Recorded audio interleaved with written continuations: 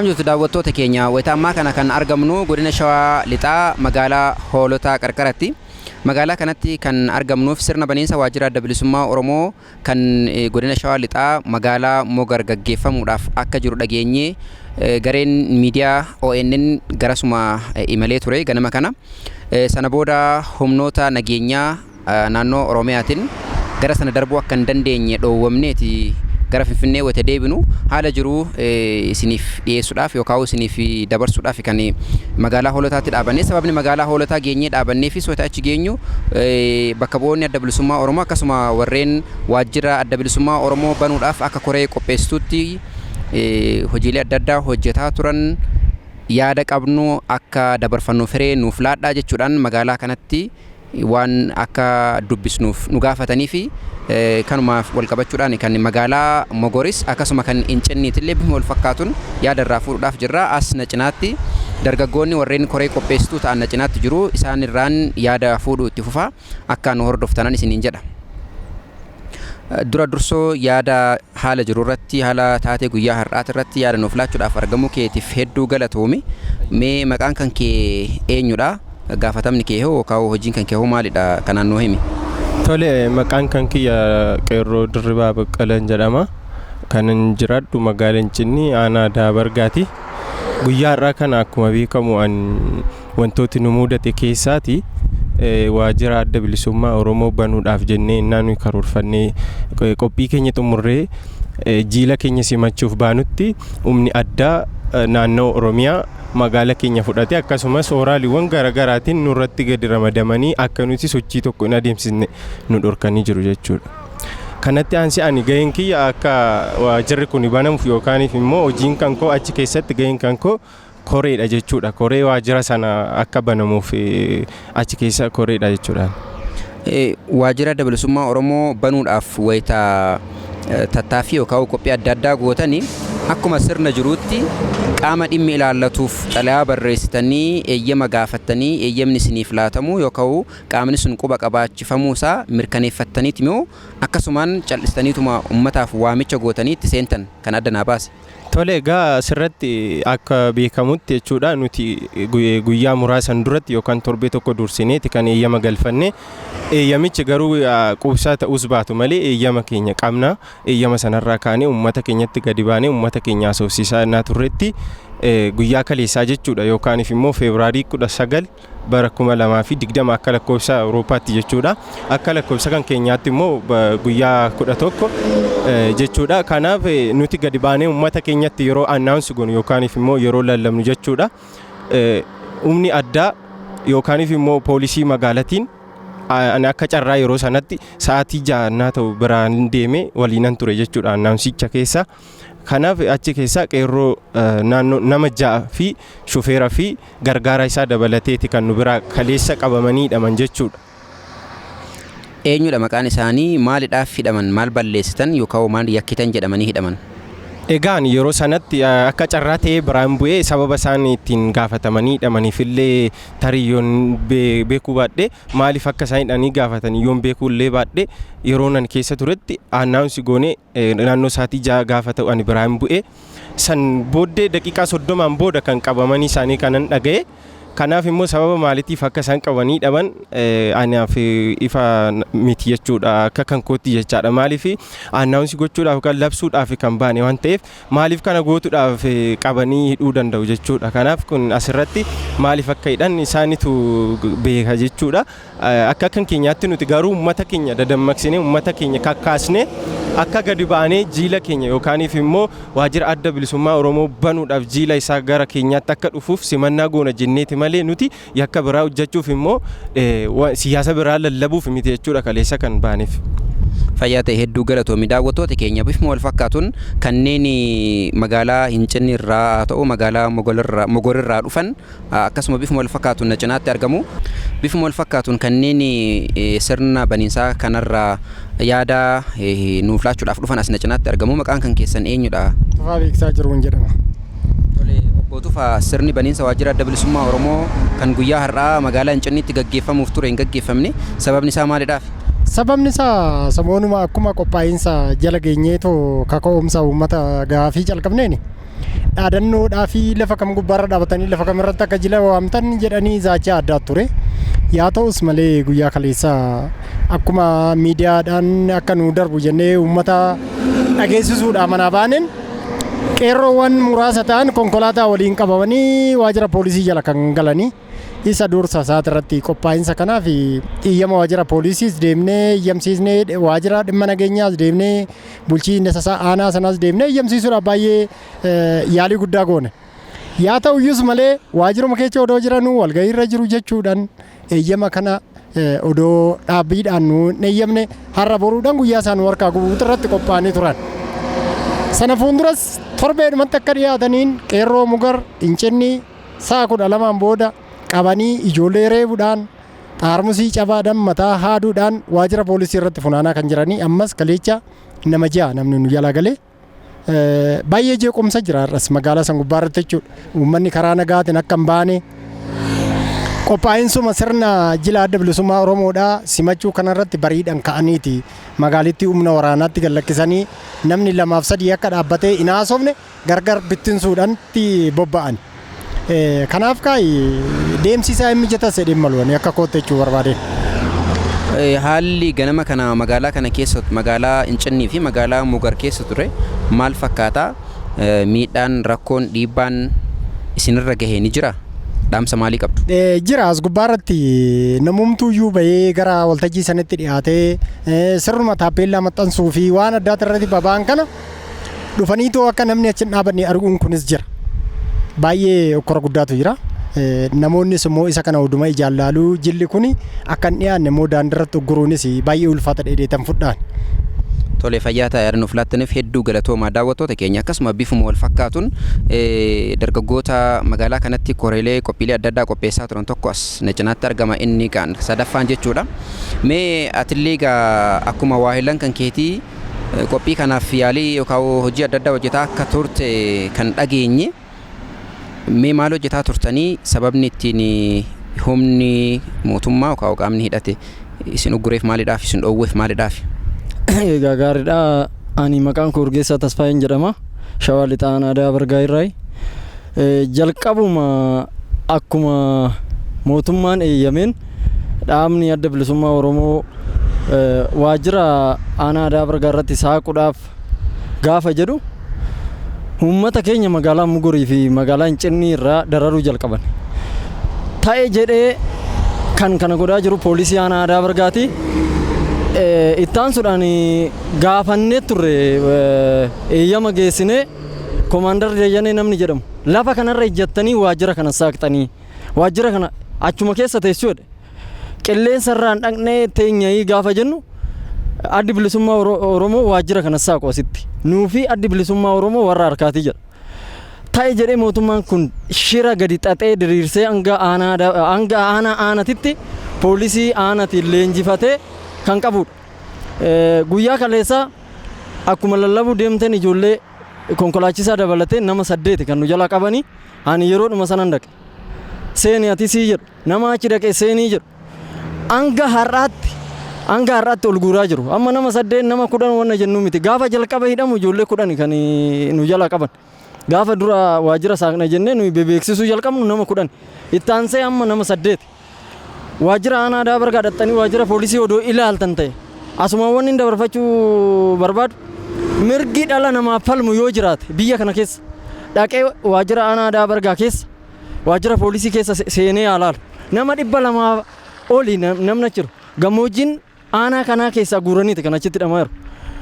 Guyyaa har'aa waraanni isaan hin buusin hin jiru. Asuma wanni nani jechuu barbaadu poolisii aanaa sanaati kan saba keenya dararaa jiru. Ittaan suuraan kora bittinneessadha. Mogoramma waan yeroo naasa'u kana Mogorii ijoollee dabaddabaa yeroo magaalaa Mogorii keessa bilbila garan itti kaasuu dhabeen jira nama nutti bilbilaa jiru. Kanaaf mootummaan kun ta'e jedheeti kan shira kana xaxaa jiru. Filannoo kanarree achisisuusaa beektotuma waan inni beektota baddaatti federaal irratti waan beektotaan jedhuu fi gara gadiitti wanni saba kanarratti hojjetamaa jiru gargari. Kanaaf ammuma jalqabne uummanni Oromoo mootummaan kun mootummaa nafxanyaatti jala dararee dubbachuuf ta'e jechuudha. Kan amma liyyuu naayiliin isaan achirratti buusaa jiran muraasni isaanii afaan Oromoo dubbachuu hin danda'an. Kanaaf uummanni Oromoo callisuu hin qabu. Amma carraa kana jala gabrummaadhaan carraa kana ammas hin bitamna yoo ta'e gonkumaa isaaniif hin danda'amu. Karaan isaan deemanii fi karaa nageenyaan karaa nagaatiin karaa filannootiin nuyi kan barbaadu. Isaan uummata kana dabaddabaniidha. Dallaarran buutee poolisii dadhabduu kaleessa hataa turte har'a dallaa namaatirraan utaaltee nama Asaaminoo Asafaa jedhamu qabde. Ani yoon du'e lubbuu takkaan. Kanaaf ta'ee jedhanii kan nurratti hojjetu mootummaan kun jechuudha. Diiniyaas namni jedhamu caccabsanii tamma diiniyaas mangistuu nama jedhamu caccabsanii waajjira poolisii keessa ta'a. Manni murtii iyyata yoo nu geessine iyyannee mana murtiitirraa gaafa nuyi warra hidhamaniin mallatteessaa jenneen nu mallatteessisiisan poolisiin qawwee guurratee nuti waajjira poolisii keessatti jechuudha. Seerri olaantummaan seeraan kabajamu. Kanaaf mootummaan cal jedheeti yoo filannoo hin barbaannu jedhan akkanumatti qawweedhumaan haa bulchan itti fufanii jechuudha. Uummanni Oromoo cal kan eeyyamuuf ta'e. Kanaaf ani kanarra wanni ani jedhu hin qabu. Har'uma tana amma namoota baay'ee barsiisaa Magarsaa nama jedhamu. Geetachoo nama jedhamu koree adda bilisummaa Oromoo warra ta'an manaa gadi hin bayina hin ajjeefamtu rukutaa nuun jedhanii jedhu liyyuu hayiliin miilana ba'an jechuudha. Rukutaa nuun jedhanii ijoolleen sirru kunnaa uummata manatti dabaddabanii dhoowwamu mana manaan irra deemanii jechuudha. Ijoolleen baadiyyaarraa kan hidhamanii jiru ganda itayyaarraa hidhamanii jiru ijoolleen torba mana hidhaa san keessa jiru. Kanaaf uummata Oromootiif asumaan ani wanni jechuu barbaadu mootummaan kun daba barbaada malee naasee filannoon geggeeffamu ani biyya kana keessatti arge. Naasee roobafuu namni gadi bahee waan hojjechuu hin danda'u. Inni kun asuma jalqabamee irratti yaadamuu qaba. Mootummaan kun haala amma deemu kanaaf filannoo kanas nun ceesisu. Filannoo kanas filannoo akka qabeessan godhaa jedha. Filannoo akka qabeessa gochuu hin danda'u mootummaan kun. Agarreerra. Hanga poolisiin duutu nurratti kaatee mana keenya cabsitee seentee maallaqa saamanii mucaa tokko amma olonkomiirraa birrii 1,000 fudhatan. Dabaddabanii too mucaa karaa deemu shaanxaa baatee deemu. Kasala achi fe'anii dhufaniit kasala magaalaa keessatti dhoowwuu ofii isaaniitti daandiitti qabanii irraa guuraa jiru uummata olonkomii. Kanaaf mootummaan kun of sirreessuu qaba. Of sirreessuu qaba. Karaa nagaatiin filannoon kun geggeeffamuu yoo ta'e komaandi poostii Wallaggarraa, Gujiirraa, Booranarraa naannoo gara Shawaa Lixaa kanarraa amma komaandi poostii mana barumsaa cufanitti waraana 700 buusanii jiru karaa biyyoo wagiddii karaa jedhamu jechuudha. Maal akka barbaadan nuuf hin galle. Harka lafa jalaatiin sirni nafxanyaa nurratti hojjetaa jira. Namichi kun nafxanyaadha. Gaafa torbee guutuu jalqabeeti sirna nafxanyaa boolla keessatti faarsuu jalqabee jechuudha. Kanaaf yoo duune uummata Oromoo hunda fixanii ajjeesanii fixan. Qophiidha karaa barbaadanii naa dhufan jechuudha. Ani ofii kootiif wareegama barbaachisu kaffaleen sabni kun akka ce'uun barbaada jechuudha. Kanaaf asumarra tan xumura uummata Oromootiin adaraa filannoo keenya eeggachuu qabna. Hattuun kaatee jirti. Oppiidiyoon dullattiin kaleerra ol jettee yeroo uummata keenya poolisii qabattee dararaa jirtu nuti cal jennee rafaa jirra. Kanaaf uummata Oromootiin adaraa isa dhumaati qabsoo isa dhumaa kana galmaan geenya jechuun barbaada. Galatooma. Fayyaata isinillee hedduu galatooma daawwattoota keenya akkasuma bifuma wal fakkaatuun haalli kun yookaan immoo sirni baniinsa waajjira adda bilisummaa Oromoo ka guyyaa har'aa gaggeeffamuuf ture magaalaa Mogoritti gaggeeffamuuf ka ture akka dhoowwame dhageenye dargaggoon magaalaa sanarraa dhufe hoo maal jedhaa ka jedhu yaada sarraa fuunaa dura dursoo yaada nuuf laachuuf argamuu keetiif hedduu galatoomi. Maqaan kee eenyudha? Maqaan kee Taaddasaa Baay'uun jedhama.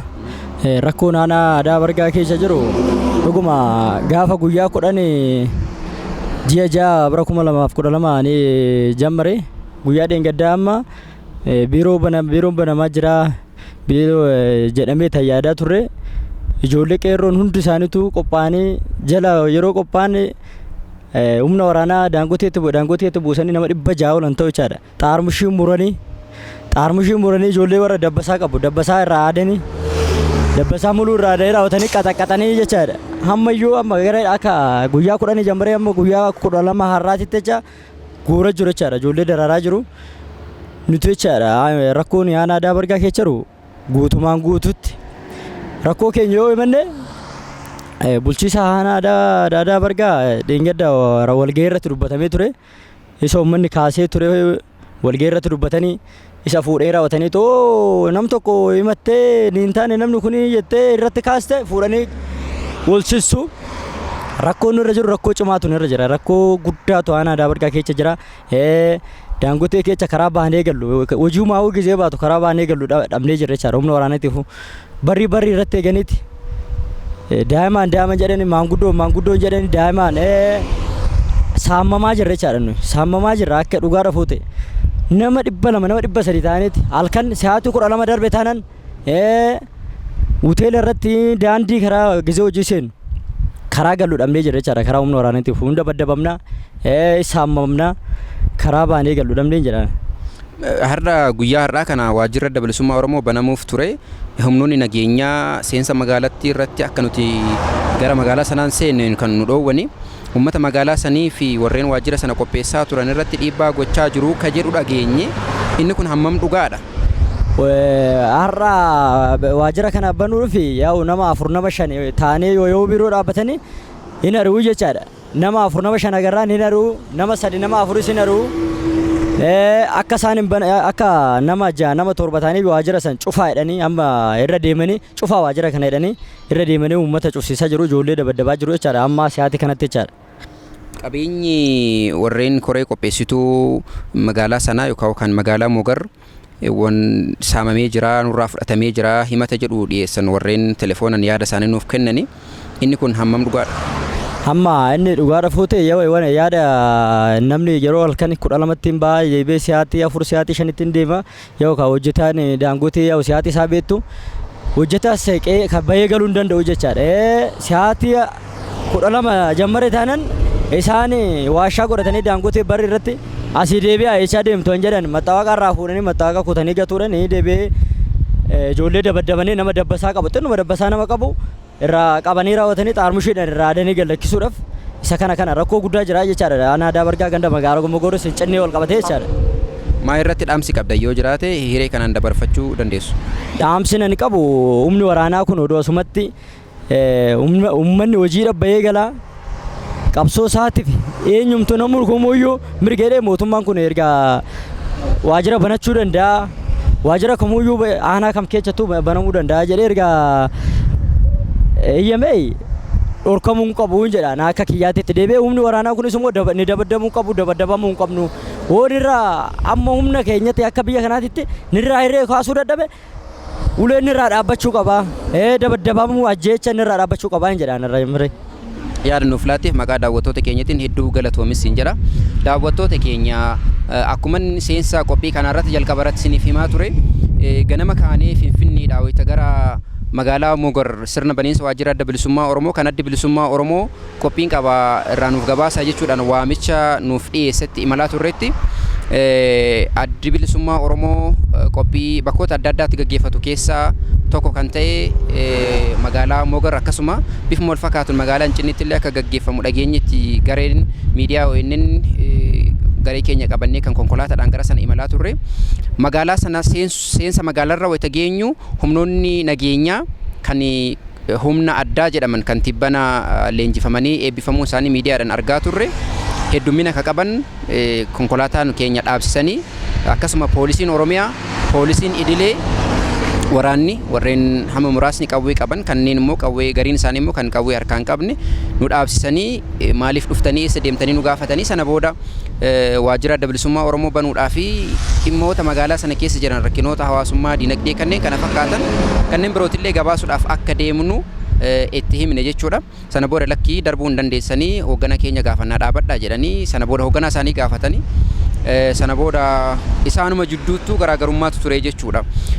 Warreen kora bittinneessaa yookaan humna addaa dhiifama humna addaa warreen jedhaman uffata bifa curree yookaan bifa baala geeshoo fakkaatu buburree qaban warreen suni qaama olaanu gaafannee jirra darbuu hin dandeessanii dugda duuba deebi'aa sababni isaa waraqaa eeyyamaa aanarraa isiniif kenname hin qabdanii kanaafi nun jedhani lakki miidiyaan biyya kana keessa hanga eeyyama waliigalatti baafatetti bakka barbaade socho'ee gabaasuudhaaf bilisummaa qabaa jenneetti deebisaa fi turre lakki hin danda'amu jedhani humnoonni bifa wayaa bifa daalachaa qaban kan humnoonni kanneen biroo immoo booda isaaniin waamamanii dhufanii lakki erga miidiyaa taatanii duruu dhaabbachuu hin mallee darbuu maltanii jedhanii booda ofii isaanii xiqqoo wal afaan bahaa turanii jechuun wal lakki yaa darbanii lakki hin darbanii erga wal haasa'anii booda qoommitti yookaan kophaatti achi bahanii waliin haasa'anii lachuu darbuu hin danda'anii ka jedhan deebi'anii nutti himanii hayyee jennee konkolaataa keenya marfannee wata deebi'uuf jirru poolisii idilee warreen uffatan immoo warreen huccuu cuquliisaa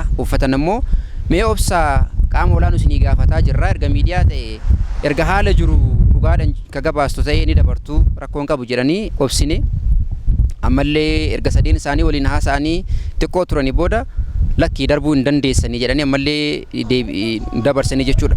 Wanni achitti agarree humnoonni gariin kan humni waraanaa kan amma humna addaa jedhamu kun qawwee kilaashii haaraa kana qabatanii shamarranii fi dhiirri isaaniillee irra hedduun isaanii dargaggoota asfaaltii irratti konkolaataa gara magaalaa sanaa deemuu fi magaalaa sanaa bahu seensa magaalaa sanaa irratti sakattaa akka turan argineerra nu qofa doon taane warreen kanneen biroollee jechuudha. Dhaabbataniiti nuti nageenya keessanii fi kan isinii goonuu kan isiniin jennu kanaafuu yoo isin nagummaa keessaniif yaaddofnee rakkoo malee isin dabarsine rakkoon isin irra geenutti gaafatamaa kanaafuu yeroo hundaa yoguu karaa kana dabartan yookaan bakka tokko deemtanii qaama bulchiinsa fi nageenya aanatirraa waraqaa eeyyamaa gaafachuu qabdu ka jedhu nuuf himanii nutis kanuma daawwattoota keenyaan akka geenyu miidiyaan bakka tokko dhaqee rakkoo hawaasummaa, diinagdee, siyaasaa, aadaa wanneen kana fakkaatan rakkoo qofa doon taane haala jiru gabaasuudhaaf yeroo hundaa eeyyama gaafachuu qabaa hin qabu daawwattoota keenya seera fi haalli biyya kanaa jiru kanuma waliin beennu kana isin biraan ga'uuf jenna. Walumaa galatti qophiin haala jiru godina sana keessa gabaasuudhaaf garee miidiyaa gaazexeessaa keenya Geetuu Alamaayyoo akkasuma immoo konkolaachisaa keenya qabannee deemaa turre bifa kanaan karaadhaa deebinee jirra.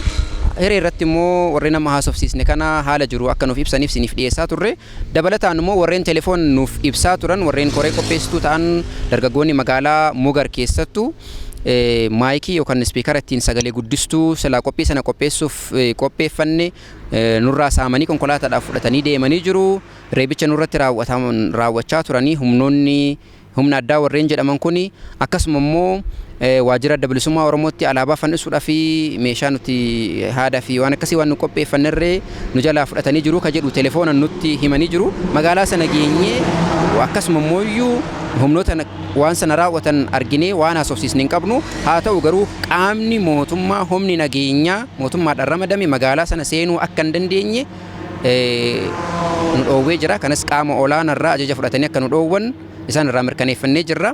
Dabalataan bulchiinsaaf nageenya haa ta'u qaama mootummaa dhimmi kun ilaallaturraa maaliif dhoowwan akkanaa akka taasifame miidiyaan kabiraa dabarsinee jirra. Miidiyaan keessan garuu deebi'uu qaba waan jedhanii nutti himanillee qabu. Isa kanallee adda baafannee yoo isaan odeeffannoo dabalataa nuuf kennan isiniif dhiyeessina. Gabaasa kana kan isiniif dhiyeesse Anfiraa'ol Jaalataati. Horaa bulaa.